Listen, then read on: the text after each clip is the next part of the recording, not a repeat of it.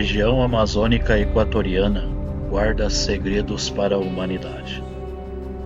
Nesta floresta misteriosa, além dos muitos perigos naturais, guarda algo muito mais perturbador. A história por trás das histórias. Foi aqui, neste local inóspito, que começou a saga da Caverna de Tails. O mundo esqueceu este lugar. Tesouros perdidos, humanos gigantes e seres intraterrestres. Sejam bem-vindos. Os segredos da Caverna de Tails.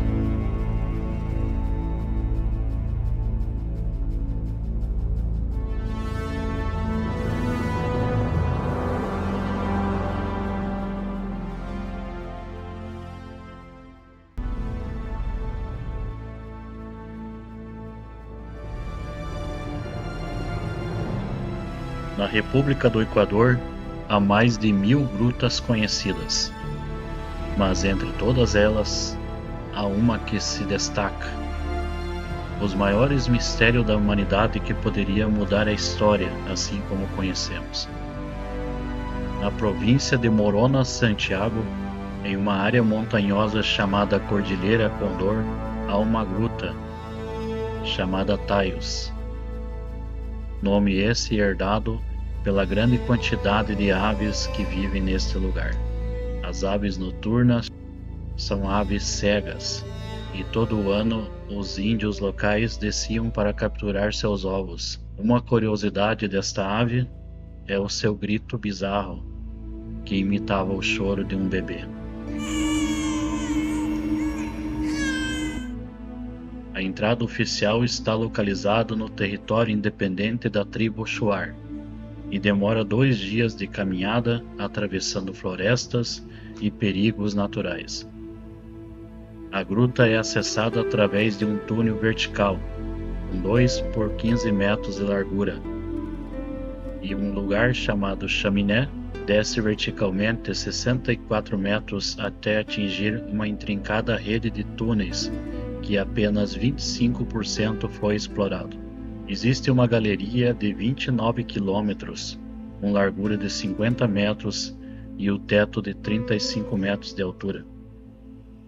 Nesta grande sala, há estruturas arquitetônicas e ângulos de formações rochosas muito suaves, formas retas e simétricas, bem como uma série de blocos empilhados formando o que parece ser uma porta gigante.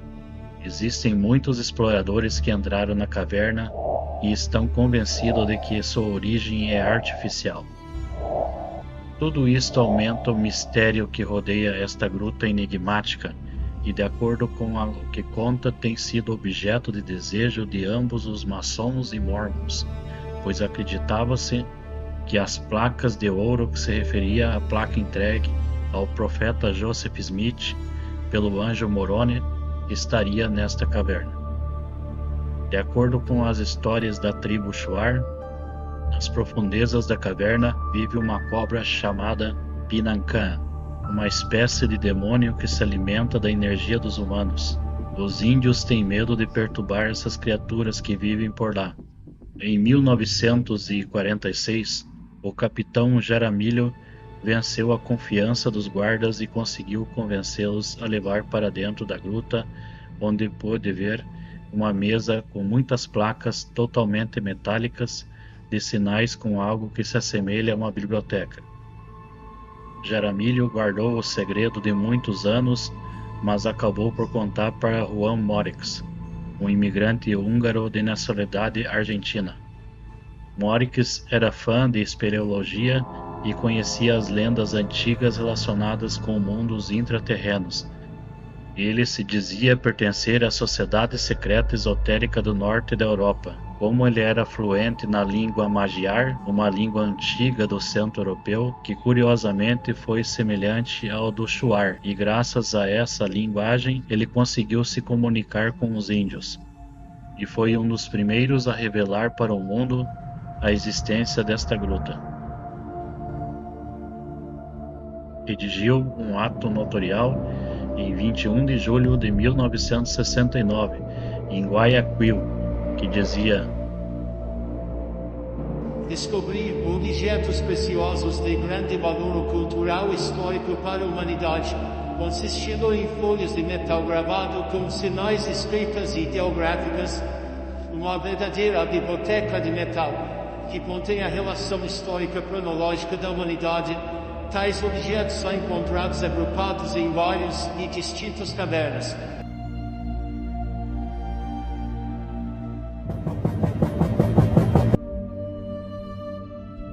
A notícia desta grande descoberta chegou aos ouvidos do escritor e investigador suíço Erich von Däniken, que logo depois viajou para o Equador para encontrar Juan Morix, que lhe contou sobre o Padre Crespi. O Padre Crespi era um homem religioso salesiano de Milão que teve um grande conhecimento da tribo guardiã. Durante várias décadas, foi muito apreciado pelos nativos, que começaram a doar inúmeros objetos de ouro, peças de pratas e bronze e inscrições estranhas, além de vasos esculpidos e outros objetos. Em 1970, Richard Wingate visitou a coleção de Crespi. Contava com mais de 70.000 peças e esculpava 3 salas. Existia representações de animais estranhos totalmente desconhecidos, monstros, heróis de mitos e lendas, pirâmides, animais extintos e similares ao encontrados em culturas antigas. A serpente é um dos animais que se repete continuamente em muitas gravuras. Toda uma grande coleção de diferentes culturas que, segundo a história, é impossível que estejam lá. Logo após o encontro de Morix com Däniken para conhecer o Padre Crespi, Däniken aproveitou para fotografar várias peças que mais tarde seria lançado em seu livro O Ouro dos Deuses. Juan Morix, ao ler o livro, sentiu-se usado e enganado, que veio acusar de mentiroso num programa de televisão. Comentou que Däniken nunca desceu as cavernas, apenas até a entrada de outra caverna e não a oficial. Seu livro foi baseado no que foi contado por ele e pelo Padre Crespi, mas apesar de tudo, em resultado de publicação deste livro, a gruta ficou conhecida no mundo. Posteriormente chamou a atenção do engenheiro escocês Stanley Hall. Convencido que lá moravam alienígenas, então contactou Juan Morix para propor uma expedição. Morix impôs uma condição, que fosse o líder da expedição e que os objetos encontrados nunca saíssem do país. É claro que ele não aceitou as condições, porém Stanley Hall não parou por aí. Em 1976 organizou a mais ambiciosa expedição, contando com a participação de 150 pessoas, composta com mais de 40 cientistas, militares e entusiastas do assunto, membros da inteligência britânica, além de personalidades como Neil Armstrong. O orçamento total passou dos $2 milhões.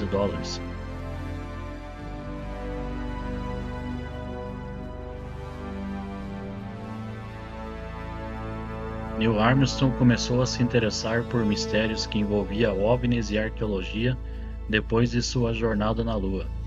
Sua estadia era a Estância Aurora, no Uruguai, um lugar conhecido mundialmente pela atividade do fenômeno OVNI. Inclusive a NASA tinha uma central de pesquisa neste lugar. Julio Goyaguado, espeleólogo argentino de origem espanhola contratado para essa expedição, suspeita que Hall era pertencente ao serviço secreto das lojas britânicas maçônicas. Acreditava que sua intenção era encontrar a biblioteca de metal secretamente e levá-la para a Inglaterra.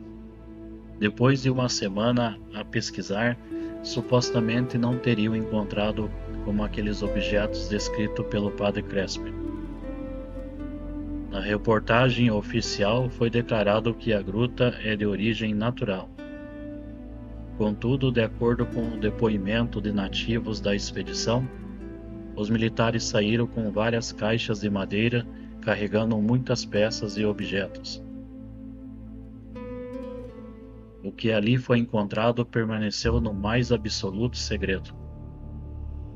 Mais estranho do que isso foi as palavras do Neil Armstrong ao sair da caverna.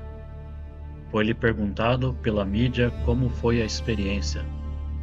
Disse que superou a ida dele na Lua. O que foi que ele viu de tão perturbador ou terrível? O padre Crespi teve um grande conhecimento nas civilizações antigas, e ele sabia perfeitamente que as peças tinham muitas semelhanças com as culturas mesopotâmicas e acreditava que o antigo mundo do Oriente Médio, antes da grande inundação, estava em contato com o novo mundo. Neste vídeo incrível, vemos o Stanley Hall junto com o padre Crespi. Nesse momento, o padre Crespi está levando Stanley Hall para o galpão onde estão as peças.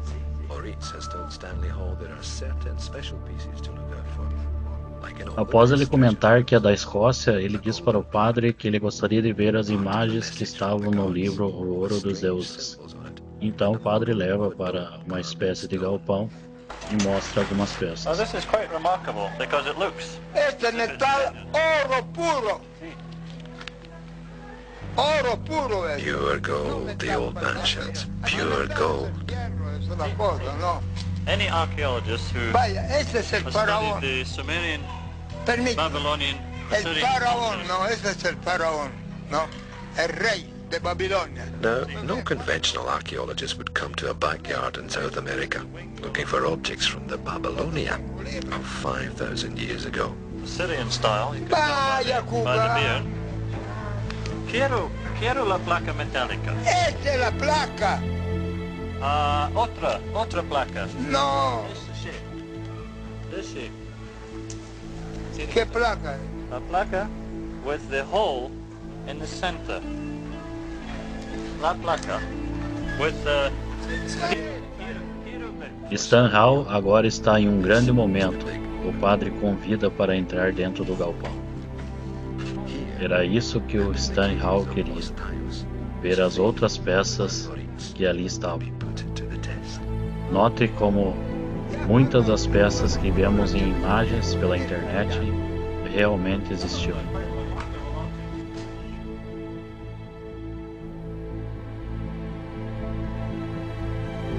Figurine. Esta está hecha ahora, esta. Los juegos de los tallos, esta, 200. ¿Dónde figurine? This is the dome of Vandanic. Ele pergunta da onde é essa figura e ele disse que viu essa imagem, esse mesmo artefato, no livro do Eric von Däniken.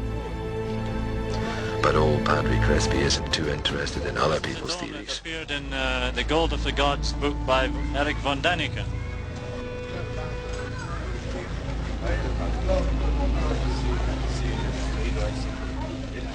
Well, this is a plaque that appears in von Däniken's book.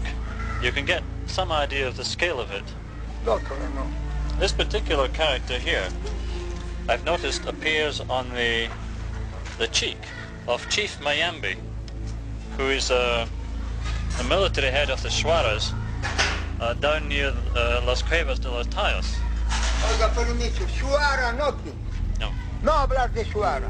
no, Father Crespi. Babilonia, Egipto, Tierra del Fuego. La Shuara otra película, yo hice una gran película de los Shuara.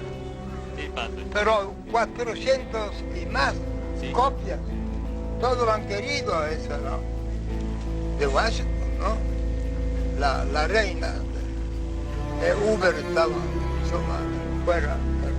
Pero la reina. A quantidade de peça era incomensurável.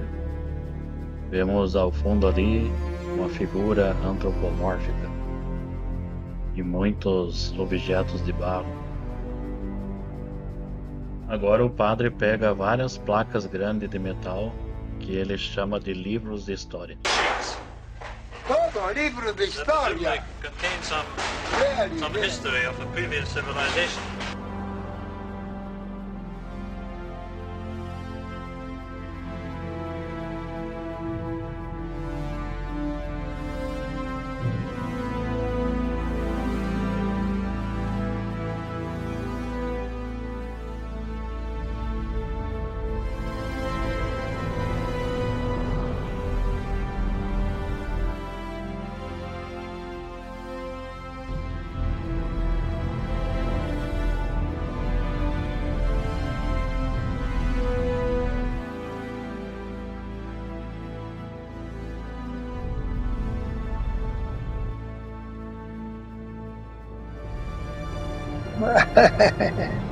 Ya.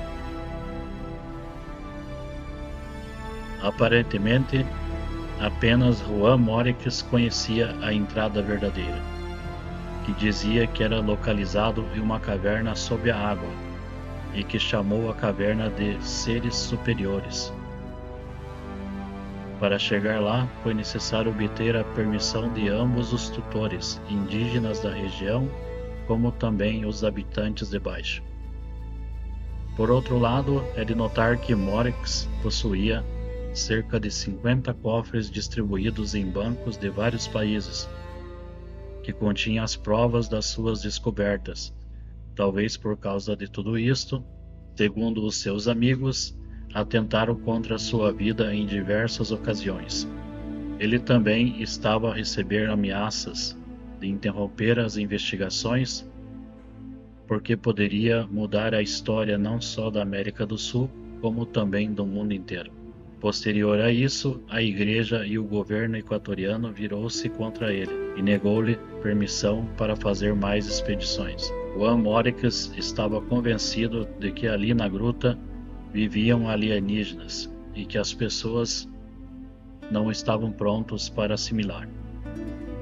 Em uma ocasião, Julio Goy presenciou dentro da caverna que Morix se movia com grande facilidade entre aquelas galerias de dezenas de quilômetros, em total escuridão, e apontou como ir na direção em uma grande sala cheia de artigos valiosos. Quando lá chegaram, Goy viu que havia uma cripta e deitado sobre ela encontrava um homem muito alto, guardando aquele lugar. Parecia que ele estava hibernando. Com isso, Goy ficou surpreendido. Depois Morix levou para o outro cômodo, onde existia mais de 1.700 folhas de ouro e prata, cobre e bronze. Havia também estátuas em ouro. Para Juan Morix, a caverna de Taos era apenas mais uma entrada para ascender ao submundo, e os seus túneis levariam para a Venezuela, Argentina, Chile e Brasil. Acreditava na existência de túneis artificiais que atravessavam milhares de quilômetros, que atravessavam não só os países da América, mas em todo o mundo, construído há muito tempo por uma civilização não humana antediluviana. Contudo, misteriosamente, em 1991, Morix perdeu a vida de forma estranha, atropelado, deixando para Julio Goy todos os seus tesouros arqueológicos. Curiosamente, o capitão Jaramillo também faleceu durante um estranho acidente na rua, perto de sua casa. E, coincidentemente, alguns anos depois, Julio Goy sofreu um acidente de aviação. E em 1962, a igreja do Padre Crespi, com milhares de objetos arqueológicos, foi incendiada. O fogo destruiu grande parte da coleção de Crespi. Após a sua morte, o Banco Central do Equador comprou toda a coleção do Padre Crespi, que permanece em posse até os dias atuais. Em uma carta, o descobridor da caverna Juan Morix e o padre Carlos Vaca então informa ao espeleólogo argentino Julio Goy sobre o achado de um suposto esqueleto gigante de 7 metros de altura. A famosa carta descreve em detalhes que grande parte do esqueleto teria sido levado para Buenos Aires, Argentina. Algum tempo depois, na internet, apareceu algumas imagens mostrando o que parece ser a reconstrução de um esqueleto gigante em algum lugar na Europa. O que esconde estas entradas interterrenas? É possível que um dia vamos encontrar a biblioteca perdida? Que tipo de ser esteve ou ainda está vivendo nas entranhas da caverna de Taos? Não há dúvida que existem muitos interesses que fizeram todo o possível para esconder a verdade, e desde então, o profundo silêncio envolveu a caverna de Taos, cuja verdadeira entrada permanece no mais absoluto segredo. E quem sabe por quanto tempo?